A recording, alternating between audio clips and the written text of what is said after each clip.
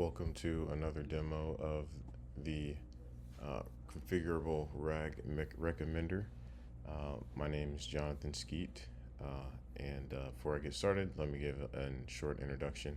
Of course, I have 10 years of experience deploying AI solutions, with my first 5 years being mostly project management and full stack engineering, with my last 5 years consisting of ML ops and a bit of engineering management.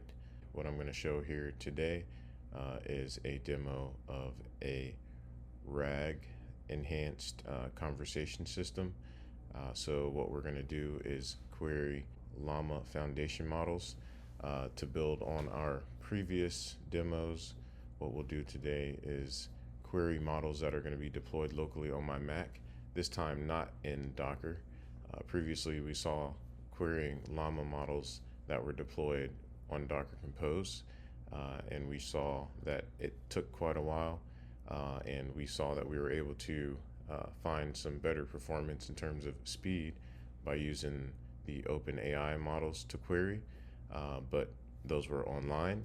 And in this case now, we'll have still our models deployed locally, but this time we'll take advantage of the GPU on my Mac laptop, and that's going to make our queries a bit faster. And also we'll use a quantized model, so the model will be a little bit smaller than the model that we use on our Docker container.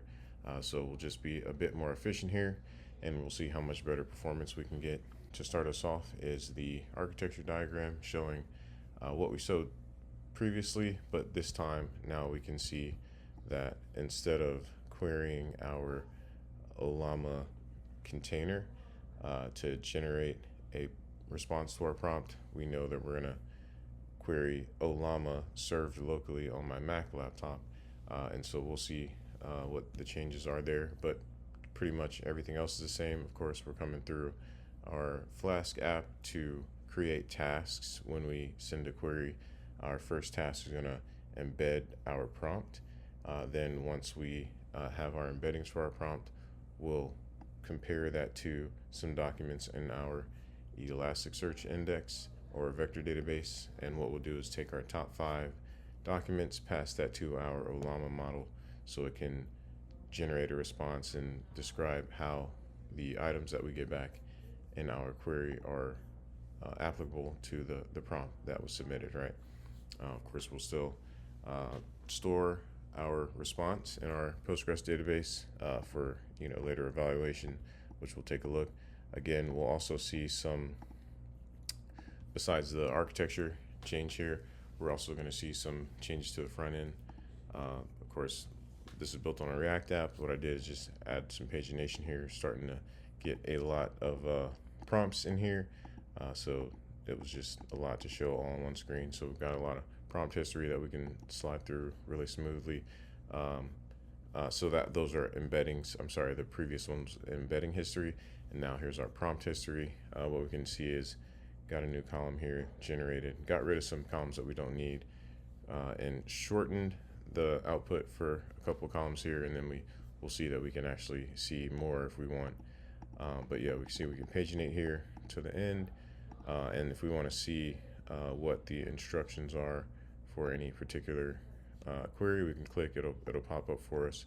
Same with the response, the prompt, and then also with the response, right? So then we can see the duration here, so we can see how long each query took, which model was queried. It'd be nice now that I'm doing this not on Docker to add a column here to show whether this was deployed in Docker or deployed locally. So that's another optimization here, but as we can see, definitely a lot easier moving around the screen. And so let's go ahead and take a look and see how much better experience we can get here with the model deployed locally on the Mac laptop. So again, just to show the change, since we're not serving the generate endpoint from our Docker Compose, I can comment those out, and that's what I've done when I run my Docker Compose up command here. So if we look in our container I'm sorry, Docker desktop, we won't see the container for OLLama in here, right? So, but we know that it's available because we can go to our browser and just navigate to localhost, and we'll go to 11434, and it tells us that OLLama is running because we've ran it from our terminal here, right? So this is basically the logs for our OLLama service here now. Again, we're doing this on my Mac laptop because I want to take advantage of the GPUs. When you run in Docker on a Mac, it's not possible to take advantage of the GPUs, and so this is the best way to see how much faster we can get using the same model to generate the response for our prompt, but just serving the endpoint in a little bit of a different configuration here, right? So we'll just go grab an old prompt here.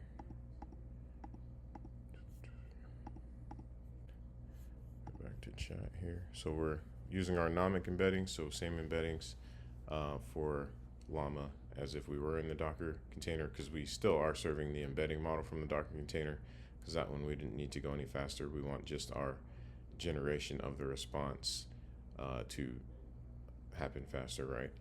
So the embedding model, again, is nomic local because it matches with the length of the embedding vector. In this vector database here, we're going to do the sporting goods use case, and we're querying the Llama 3.21b model.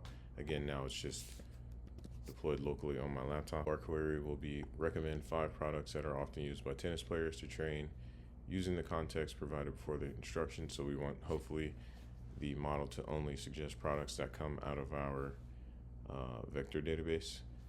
So describe how that equipment is used and how it benefits us. Respond in less than 300 words. So we'll go ahead, send that off. What we can see here is that we, let's see, right now we're getting our embedding.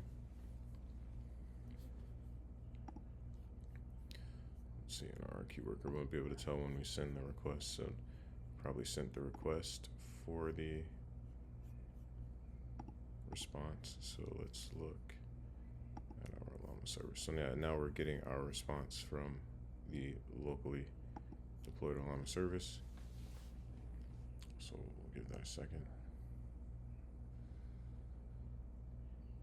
All right, and we got a response. That was very quick compared to our Docker container deployed OLLama. Let's take a look and see how long that actually took. We can see here that we requested our output at this will be 10:31 and 58 seconds, and we got our response at 10:32 and 6 seconds. So it only took us 8 seconds for our locally deployed OLLama model to generate a response in this situation. And so, as we know, that's much better than even our time to get a response from the OpenAI models deployed on the cloud. And again, the reasons we're able to achieve this is because we're using the GPUs that are available on my Mac laptop here. So we could do the same thing here in the cloud.